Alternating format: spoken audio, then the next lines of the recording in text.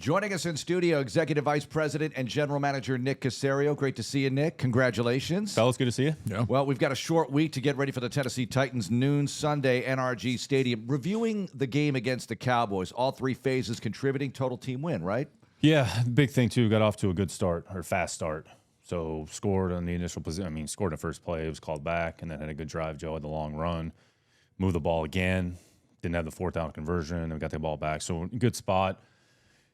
Good in the first quarter, a little lull there in the second quarter there, 17-10 going into halftime, and then came out in the second half and did some good things. So offense made enough plays. Defense did a really good job, took the ball away. Anytime you score on defense, make a play like that.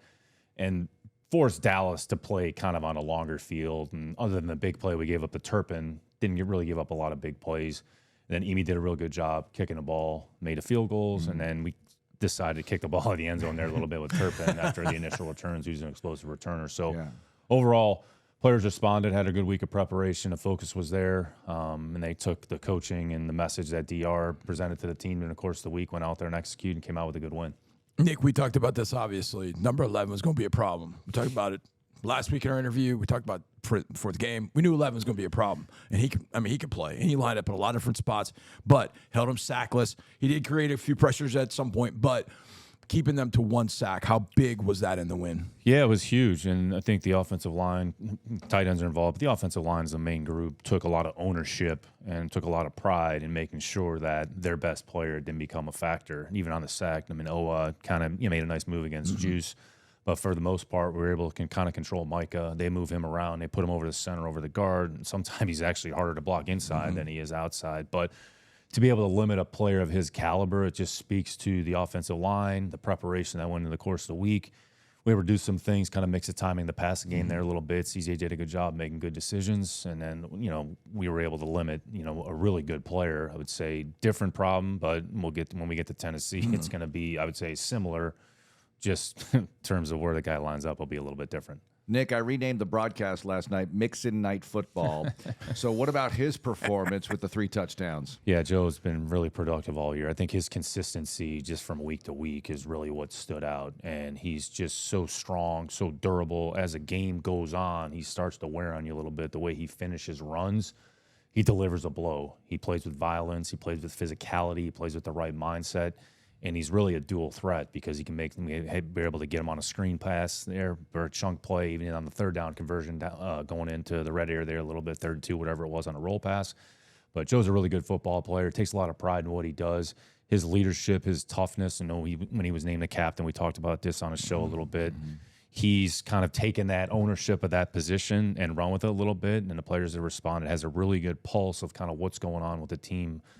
Can't say enough good things about what Joe's brought to this football team. Nick, I think about guys that play on special teams, and I always wonder, because I know they want to play their position, offense, defense. They want to play that side of the ball, but then they get on special teams, and you see some guys that kind of put their head down and don't do it. And I thought about that on the fake punt last night because John Mechie's been more involved on special teams, and he makes that hit. I thought it was interesting in the presser afterwards. D'Amico mentioned they showed his hit of Trey Dean on the interception back in the SEC championship game, which I remember clearly, and John makes a hit like that. How big was that for not only John, but just the special teams to show you're not pulling that stuff on us tonight? No, it speaks to, I would say, John, his mindset. And a big theme going into this week was just us playing with physicality and playing with violence, regardless of the side of the ball that you're on, regardless of the phase. And one of the clips, like you mentioned, was John's hit, in addition to a number of our players on the defensive side of the ball. So, but I would say just John's ownership of that role and his willingness to embrace that role.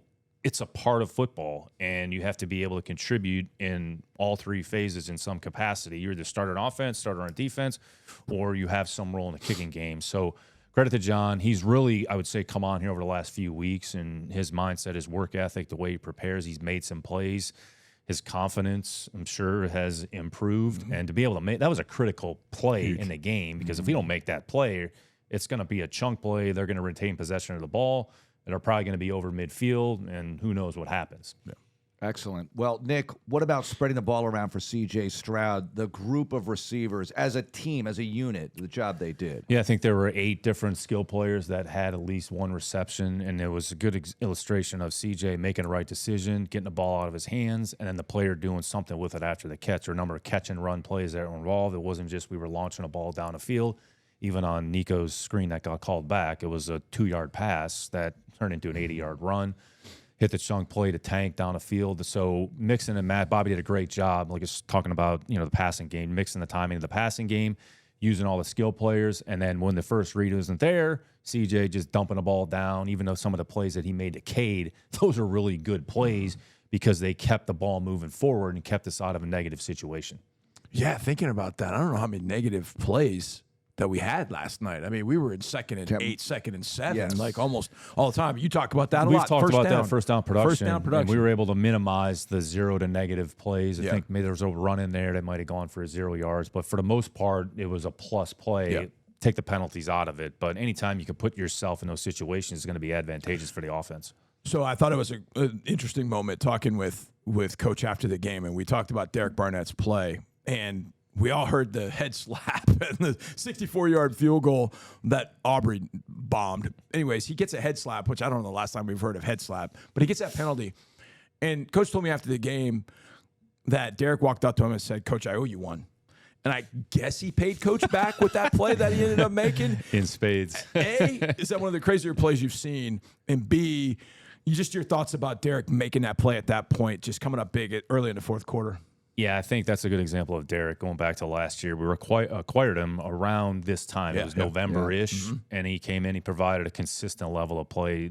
Derek's a pro. He's been a good player for a long time. I mean, he was a first-round draft pick for a reason. So he's kind of at a different phase of his career, and he's got a good role. We play 8-9 defensive linemen. He's a big part of that. He plays physical. He plays strong, and he has a instinctiveness and a way to rush, even to rush where he beat the left tackle there. Was able to get on the edge and was able to stay tight and close, and then was able to knock the ball off. And then, Petrie's violence, just forcing the ball off of Guyton, and then DB picking the ball up and going in. So he paid D'Amico back, no question. He did. So Daniil, he knows what it means to play the Cowboys, to beat the Cowboys. Grew up watching the Cowboys as the enemy and has that big night. What about his performance, Nick? Yeah, Daniil's a really good player. He's hard to block. He just presents so many different issues. His length, his athleticism, and he just gains ground when he rushes. He got a sack on the edge, spin move, which we're not always a fan of the spin move, but he was able to get inside of the tackle and at least disrupt the quarterback. So, I mean, he has 50-some-odd pressures, 7.5 sacks, whatever it is. So he's been a very consistent, productive player over the course of his career. He's added a lot to the team without question. And he doesn't say, the best thing about him, he doesn't say much. He just goes about his business. He just does his jobs. He lets his actions speak for himself. And that's just who he is as a person and a professional. Wait, what's the problem with the spin move? I just need to know.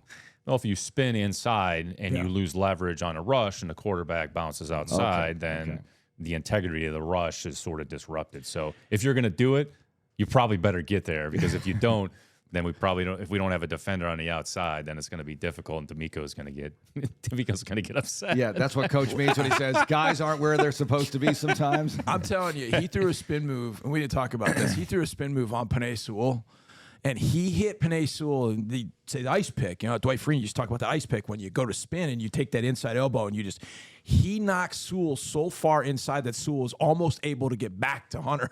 It was an incredible spin move. And Freeney was as good as he was anybody. He just did it so quickly and so violently. It's almost like you couldn't get a glove on him. And yeah, absolutely. Well, I want to get a jugs machine going with the DBs, because two of our guys with the best hands last night end up. And I mean, maybe they were disrupted a little bit, but no, they said in jest, because Kalen had that one in his hands, and we all like, oh my, he's taking that one to the house. But the guy I want to talk about is Derek Stingley, and just every single week that Sting is out there, and we could all see it. But Coach talked about in the presser him following CeeDee Lamb and going with CeeDee, and the Cowboys tried to counter that with a lot of motion and moving him in the slot and all that. But Derek has a tremendous game last night. Breakups, the interception. Can you speak to what he's been able to do for this defense? Yeah, first for him and Bullock, we'll start with Lester Hayes' stick-em. Yeah, that's right. That's right. Bring it back. But Derek takes a lot of pride in his job and how he goes about his business. I'd say similar to Daniil in a lot of respects. Doesn't really say much. I mean, you guys have talked to him or tried to talk to him. He just lets his actions speak for his play. But he's continued to improve. I mean, he's a good player, but he's continued to improve. I mean, he's done a really good job. I'd say one of the underrated plays is probably the third down tackle. Oh, yeah. We had blitz zero called. They're running basically kind of get the ball to kind of a wall play to Lamb, and he chases him down and makes a tackle, and then we're off the field, and he forced a punt. So Derek takes a lot of pride in what he does. He has a good sense and feel for how to play the ball. He gets his hands on the ball quite a bit. Typically finish them. He finished the one last night that they threw to him, and even the one down the field, we got the OPI. He was in a good position. So each week's going to be a little bit different how we want to deploy the defense, but whenever that assignment comes, he's always prepared, and he willingly takes it on because he wants a challenge, which you want that mindset from your players. A good question for Coach, but also you, Nick, to see so many battle red wearing Texans fans in the building. A lot of Texans fans, I had the feeling, and I knew some, Monday afternoon came or Monday morning, they said, you know what? I'm going to go to the game tonight. Let's go for it. And the way the secondary market works, it's possible. What were your thoughts on seeing that? No, when you come out for warm-ups, you kind of get a sense when they do the intros of kind of which way it's going to go. But no, awesome for our fans to be there. I mean, it was 3.5, 4-hour trip if you drove or you got on a plane and flew 30, 40 minutes. But to have that support on the road, it means a lot. So, we appreciate their support. Hopefully it'll bring the same mindset here Sunday against Tennessee. All right, so let's do it. Cowboys win, although it was just a short time ago. It's behind us. Moving on. Back in the division. It's the Tennessee Titans. And you can't look at the record. And I know a lot of fans will. I know a lot of people will. But you can't look at the record because they've got some really good football players. What's the scouting report of the Titans? Yeah, they certainly pose significant challenges. Coach Callahan's first year is putting his program in place. He kind of handles the offensive play calling. Then Coach Wilson on the defensive side of the ball, who's in Baltimore. But I would say, starting defensively, they're in the top 5, basically every category in the league defensively. So it's a really good defense that puts a lot of stress and really taxes the offense. And everything starts with their front. I mean, they have as good of a front just collectively as there's in the league. Obviously, it starts with 98. It starts with Jeffrey. He's just so disruptive, and he does basically everything well. They put him inside a defensive tackle. They put him at defensive end. And so wherever he is, you have to be at least aware of him because otherwise he can basically ruin the game. Tavondre's done a good job there inside, giving him a good presence. I mean, big. I mean, he's big, he's strong, he's long, he's hard to move in a run game. And then Landry and Key's playing really, really well, and Landry complements him on the other side. So they got a good front. They've kind of had some moving parts here at linebacker. They signed Kenneth Murray in the offseason, who was with the Chargers. And now Gibbons is kind of taken over. Ernest Jones was there. Gibbons is there. So he's done a really good job. So 2 good linebackers. And at corner, they've kind of had some guys in and out as well, but they got a really good slot corner, McQuarrie, the guy, and Brownlee, who they took in the 5th round. He's given them a really good level of play. And then the opposite corner, it's kind of been in and out without Snead. They signed Snead in the offseason. And then at safety, Hooker's a really steady, reliable, dependable player. Diggs got hurt there a few weeks ago, who was a good big acquisition for them. So they've had to deal with some injuries. They kind of had to play some players maybe they didn't think they were going to have to play. But defensively, like I said, they put a lot of stress and they really tax the offense. They make you beat them. And then offensively, I would say really it kind of starts with the run game. Pollard is really as good of a back as in the league. He's fast, he's elusive. And then they complement him with Spears. So 2 good backs. The tight ends, Chig gives them some plays in the passing game. Van Nett's actually who he had Nick here last year. He's given them some reliable play. And then Ridley's a problem wherever he is. He's hard to cover. He's quick. He's fast. He can get in and out of routes. I'd say similar to some of the issues we had with Lamb, but both equally productive players. And then a quarterback, Will's been in there, and then he missed a few games. Mason's played a little bit. But I think the big thing with Will has the ability to push the ball down the field. I want to say it was opening drive against the Chargers where he launched one down there to Ridley for the opening drive touchdown. So he's big, strong, has a really big arm, and they've actually incorporated him into the running game as well. So we're going to have to be cognizant of that. And the offensive line, the left side has been kind of consistent with Latham, who they took in the 1st round, Skoronski they took in the 1st round last year. And then the center to the right side, they just had a lot of guys because of injuries that have been in there. So they're just trying to solidify that group. So can run the ball. Coach Callahan, Callahan Sr. do a really good job in a running game schematically. So they certainly present some challenges. But it's a good football team. I mean, their record is what their record is, but they do a number of things well. And if you're not prepared to handle them, then it could be potentially a long day. Yeah, when you're evaluating teams, I would imagine record doesn't even really come into play. You're looking at players, situations, how they do in certain parts of the game. It really doesn't, Mark. It's just something that you put on a sheet of paper, but once a ball is kicked off, it's just what are the issues? Who are the problem players? What do we have to do that week to figure out to put ourselves in position to win the football game? So that's the reality of the league. Every team faces it. Every opportunity that a team goes into on a Sunday, that's what's really at stake. So it comes down to execution. Whichever team executes the best typically is going to be the team that wins. And at the end of the day, you'll look up and whatever the scoreboard tells you is what the scoreboard is going to tell you. Did you find, so over all your years in NFL football, you look at what's happened with the Texans in the AFC South and tremendous matchups for this team, even before the D'Amico era gets started, Texans winning on the road in the division and sometimes with a team that did not have a good record. You take all that into account with division games, right? Because there tends to be, what is it, Nick? Less fear. You see them more often. I got to imagine with the Patriots, you had great challenges from some of these teams, had a great record against them, but some of those games were pretty close. I mean, familiarity is great, but when you see a team twice a year, it's just hard because they have an understanding schematically, like who you're playing against, some of the personnel matchups. What do we do in the first game? Well, this worked, maybe a little bit less of this, a little bit more of that.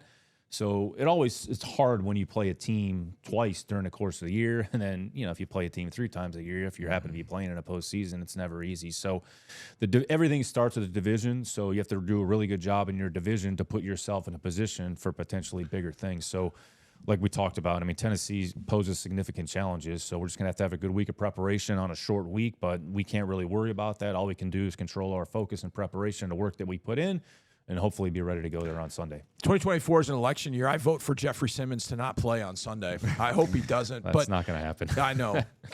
What makes him the player that he is, Nick? Because he's a guy that when we talk about the Titans, and Mark knows this, every time we talk about the Titans, before you got here, after you got here, we got to block 98. We got to block 98. And a lot of times he struggled to block 98 because he is that good. But what do you see from Jeffrey Simmons still? He's obviously very talented. So he has a unique combination of size, strength, athleticism, quickness, power, leverage. And then you combine that with his mindset, the way he plays, he basically has everything in one package. And he plays every play at full speed. So you have to be ready to match his energy, to match his skill, and understand he can basically beat you a multitude of ways, which is why you have to try to allocate resources to that player, understanding he might be in some different spots. So we have a lot of respect for Jeffrey. I mean, there's a reason he was drafted where he was, and he was drafted coming off of an ACL, and then he's turned himself into an elite defender. And it's a combination of things that makes him really, really special. Okay, so watch me get my contractual obligation in and feeding off of that because you beat me to it. He has an ACL tear in January as he's getting ready for the draft. He then probably falls a little bit until the Titans take him at number 19. And I'm sure that's probably case by case, but as an ACL, as a defensive lineman, when you're kind of evaluating things like that, especially in the first round with a guy that's had an injury history, Sting had an injury history, how confident do you have to feel like, okay, the medicals are where they need to be? Kind of how do you go into something like that, Nick? Yeah, so part of the evaluation, you take the information and then whatever the assessment is, okay, you're either comfortable with the player and his condition or you're not. So every case is going to be different. So it's one component of it. You have to be careful of just totally eliminating the player. You have to be cognizant of it. And is the player going to recover? Is this something that's going to affect his long-term prognosis and his overall health? So it's always case by case. But in the end, you're either comfortable with the total package or you're not. What can you share with us on how the analytics of injuries have evolved over the last decade or so, especially because with all the sports science, and if so-and-so has a soft tissue injury, what were the circumstances leading up to that? Is all that analyzed and put through the mill? No, it's a great point, Mark. There's just more data that's available. You have more touch points. And I think each team is kind of a little bit different of how many resources that they allocate to that segment. We're fortunate that we've invested in that area. And what you're trying to do is just provide information to the player, number one. Number two, to the staff, so you have an understanding of maybe the why behind something. And here's the path that we advise that you take with this particular player. So load management is a huge part of, I'd say, the league in general, how you practice, how much they run, the speeds with which they run, because the ultimate goal is to get the player to Sunday as healthy as he can be to optimize his performance. So it's becoming, I'd say, more and more commonplace, and it's a big part of it, and it just provides you a data point and provides information, and our job is to assess the information and take the recommendations of the medical folks and then do, in the end, what's best for the player. Speaking of injuries, Nick, how much do you think they missed Cushenberry inside at center?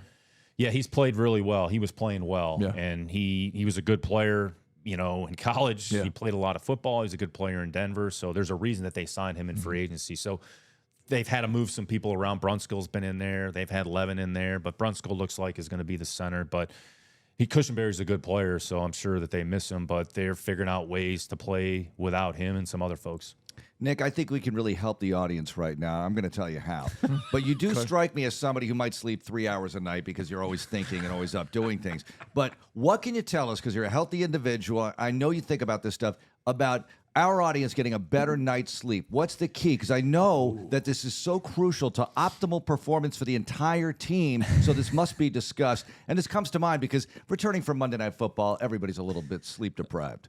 I'm the wrong person to ask because I'm a lunatic, so Okay. I don't really need a lot of sleep. There we go. There we go. But it's important, especially from an athlete standpoint. Sleep is a part of your recovery. So how your body responds, just your preparedness for the day. So we have checkpoints. We have different things that we do. You know, you have devices where you can kind of monitor some of that information.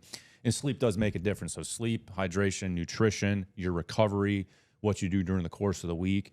So I'm kind of on the extreme end of it. So I'm not a big sleeper. I'm drinking coffee, so it's not, I don't want to say I don't drink coffee. So try to balance it off. But, you know, part of it is just have a lot of energy and enthusiasm. I'm trying to keep up with the Miko, which is hard to do.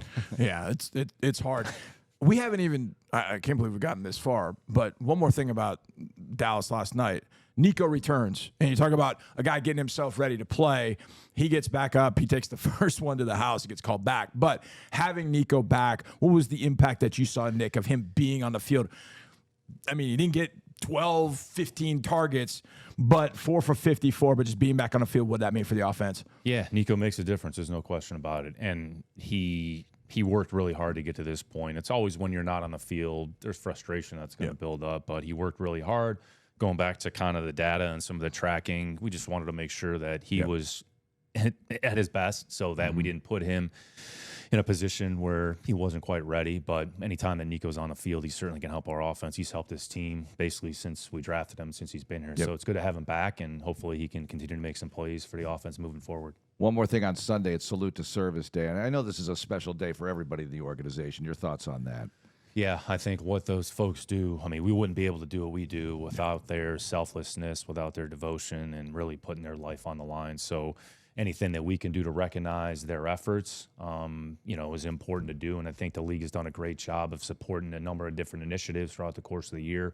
And there's, I'd say, nothing more important than the military and what they do for our country. And when you look around what's kind of going on in the world, so to enjoy the liberties and freedoms that we have on a day-to-day basis, we wouldn't be able to do it without the folks that we're going to honor on Sunday. Excellent. Well said, Nick. All right. One last thing before we go. Okay. I heard through the grapevine that you were deciding what uniforms we're wearing this weekend. Is that true? No comment. No comment. I'm worried about John Carroll making the playoffs. That's what I'm worried about. Are they going to make the playoffs? They did make the playoffs. They had a big win They last made it week. I as know an that. They made it as an at-large. So they There you go. They went from 32 to 40 teams, so they got it in as an at-large. So who are they playing? So I think Mount St. Joseph, or I forget exactly who they're playing, Right. but the winner of that game plays Mount Union in the second round. Oh, boy. Oh, boy. Oh, boy. That's a bad draw, Nick. But that's a big rivalry. Wait, they went to 40 teams? I think so. I think they went to 40. That's awesome. That's I- what should happen. Listen, Now we have the love a- college football playoffs. I so know. we'll I'd talk love a about that playoff. here in That's a what I'm little bit. saying. We got 12 now in the big schools. They're going to 40 Get eventually. everybody in. Everybody's going in. Everybody's getting in. All right, well, good luck this weekend. Multiple fronts. Thanks, Nick. Thanks, fellas.